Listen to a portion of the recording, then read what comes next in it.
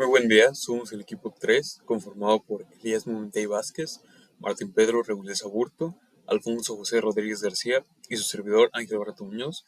Y esta es la presentación de la situación problema de la materia Fundamentación del electromagnetismo, que es acerca de la modelación del movimiento de electrones en una evaporadora por haz de electrones. Antes de iniciar con la presentación de nuestra situación problema, hay algunos conceptos clave que tenemos que tomar en cuenta. Empezando por el proceso de evaporación por haz de electrones, el cual es una técnica de deposición física de vapor que se utiliza para la fabricación de capas delgadas de diferentes materiales sobre sustratos. Para este proceso se requiere un blanco del material deseado depositar en las capas delgadas, el cual es bombardeado por iones de argón generados en un plasma dentro de una cámara de vacío. A partir de este método se generan recubrimientos uniformes y precisos, con una adherencia excepcional, lo cual permite el uso de una amplia variedad de materiales. Su uso es indispensable en diferentes industrias. Esto es debido a su capacidad de controlar las propiedades, uniformidad y la precisión de las capas que son depositadas. Conceptos importantes que sirven como contexto para la situación problema son el de carga eléctrica, campo eléctrico y la trayectoria que sigue una partícula cargada en un campo eléctrico. Por un lado, la carga eléctrica es una propiedad fundamental de la materia que determina las interacciones electromagnéticas entre las partículas. Existen dos tipos de cargas, positivas y negativas, teniendo como concepto básico que las cargas del mismo tipo se repelen, mientras que las cargas opuestas se atraen. Ahora, con respecto al campo eléctrico, este es una representación del espacio alrededor de una carga eléctrica, donde otras cargas son capaces de experimentar una fuerza. El campo eléctrico está definido como la fuerza por unidad de carga que una carga de prueba positiva experimentaría en un punto específico del campo eléctrico. Por último, la trayectoria de una partícula cargada en un campo eléctrico, dicha trayectoria depende tanto de la dirección como de la magnitud del campo, así como de la masa y la carga de la partícula. Cuando una partícula cargada se encuentra en un campo eléctrico uniforme, experimenta una fuerza constante que la acelera en la dirección del campo si es positiva o en la dirección opuesta si es negativa. La trayectoria de una partícula puede ser rectilínea si el campo es uniforme, o puede ser curvilínea en presencia de campos eléctricos que no son uniformes o en caso que haya campos magnéticos adicionales. Primeramente hablaremos de uno de los protagonistas de este sistema, el cual es el electrón. El electrón es una partícula subatómica a la cual se le adjudica una carga negativa. Esto lo dota de tendencias bastante importantes a la hora de moverse, pues este se mueve en dirección opuesta al campo eléctrico que se genera.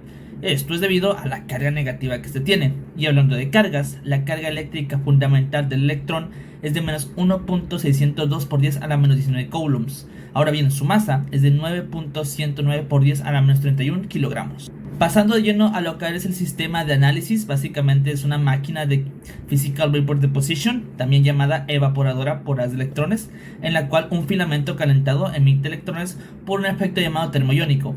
En este efecto termoiónico básicamente ocurre que cuando se calienta o se le da energía suficiente a los electrones del mismo material, estos tienen la suficiente energía para pasar la barrera o energía de Fermi. Y esto básicamente es lo que hace que estos electrones se liberen.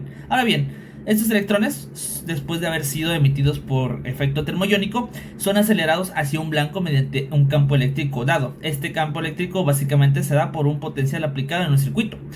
Y pues básicamente estos electrones se aceleran y luego pasan hacia un campo magnético perpendicular a su trayectoria. Este campo magnético perpendicular desvía su trayectoria permitiendo un movimiento bastante interesante que es un movimiento radial o en forma de círculo. Esto básicamente permite un control preciso del haz, o sea, como tal, enfocar el haz hacia un punto en específico. ¿Cuál es este punto? Pues el blanco. Al impactar el blanco, los electrones transfieren su energía, calentando y a su vez evaporando el material o pulverizándolo, el cual se deposita sobre una superficie deseada, que básicamente siempre está arriba del mismo material. Ahora bien, este proceso básicamente lo que hace es permitir la deposición controlada de materiales en diversas materiales que nosotros queremos recubrir. En este tipo de máquinas de deposición física de vapor, los electrones siguen una trayectoria circular y por lo tanto es útil aplicar funciones de seno y de coseno para modelar su posición respecto al tiempo.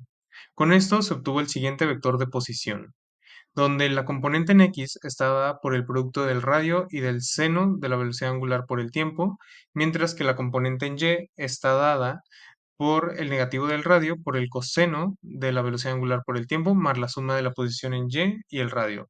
Esta última parte es precisamente para considerar la corrección que se debe hacer para tomar en cuenta la posición inicial en y debido a las medidas que posee la máquina. Además, a partir de esta ecuación del vector de posición, se puede derivar el vector de velocidad y el vector de aceleración como están ahí mostrados. Por otro lado, es útil aplicar las fuerzas involucradas en este problema.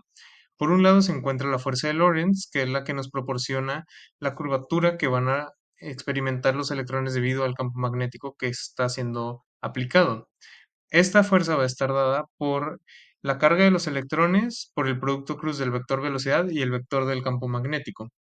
Además, los electrones al seguir la física clásica también van a experimentar una fuerza dada por el producto de su masa y el vector de aceleración. Considerando que ambas fuerzas son iguales, se puede derivar el hecho de que precisamente van a seguir una trayectoria circular de forma que se cumpla las siguientes dos expresiones mostradas a continuación y a partir de dichas expresiones se puede derivar que la velocidad angular va a estar dada por la carga, por el campo magnético sobre la masa de los electrones.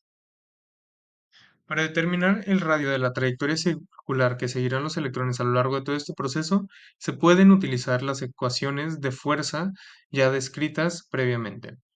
Con esto, Newton nos dice que la magnitud de la fuerza va a ser igual al producto de la masa y la aceleración, mientras que Lorentz describe la fuerza como la carga de los electrones por la rapidez, por la magnitud del campo magnético, por el seno del ángulo entre la velocidad y el campo magnético. Considerando que para toda la trayectoria dicho ángulo va a ser igual a 90 grados, el seno de este va a ser igual a 1.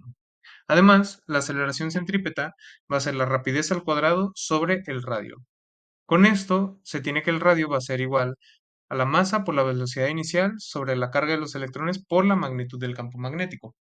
Además, la velocidad inicial será dependiente del campo eléctrico que está impulsando los electrones desde el filamento de tungsteno, de manera que estos recorren una distancia d desde el filamento hasta su punto de salida.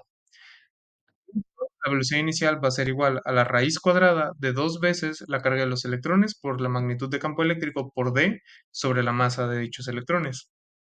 Además, con esto es posible determinar las ecuaciones de posición en x y en y respecto al tiempo, además considerando ya la expresión obtenida para la velocidad angular y las medidas de la máquina de sputtering.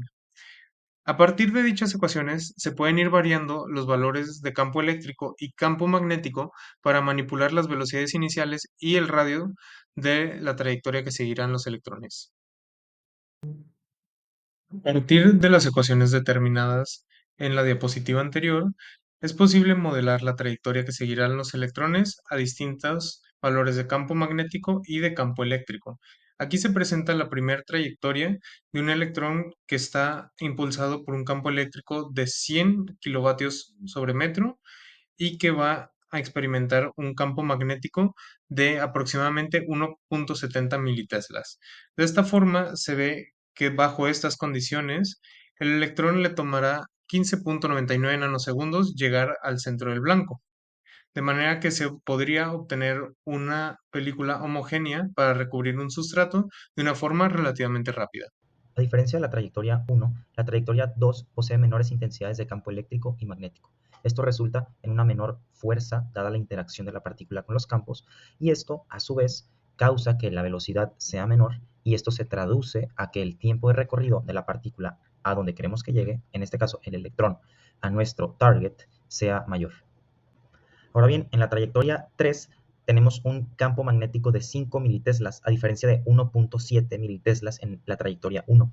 Y si la velocidad con la que el electrón entra al campo magnético es igual a aquella que tiene la trayectoria 1, entonces esto se va a expresar en un radio menor, puesto que acordémonos que la fuerza es inversamente proporcional al radio, y entonces también sabemos que la fuerza es directamente proporcional al campo magnético, entonces si aumenta el campo, y la velocidad se mantiene constante y la carga también y la masa del electrón también, entonces el radio necesariamente tendría que ser menor. Podríamos clasificar la trayectoria 4 como opuesta a la trayectoria 3. En la trayectoria 4 se disminuye la intensidad del campo magnético y no solamente se disminuye con respecto a la trayectoria 3, sino con respecto a la intensidad que había en la trayectoria 1. Y como ya habíamos hablado, si la fuerza y el campo magnético, las intensidades son directamente proporcionales, entonces quiere decir que si la velocidad de entrada del electrón es la misma que la velocidad de entrada que tenía en la trayectoria 1, esto se tiene que expresar, conservando, por supuesto, la carga y la masa del electrón, esto se tendría que expresar en un radio mayor. Por último, tenemos la trayectoria 5. En esta se disminuye el campo magnético tal que el electrón pegue justo en el límite o en la orilla de nuestro target. Esto podría hacer que el sputtering sí funcione, sin embargo, no serían recubrimientos tan homogéneos y no sería la manera más óptima o efectiva de realizar este proceso. Asimismo, puede disminuirse la intensidad del campo eléctrico o aumentarse también, pero en este caso se ejemplificó con la intensidad del campo magnético.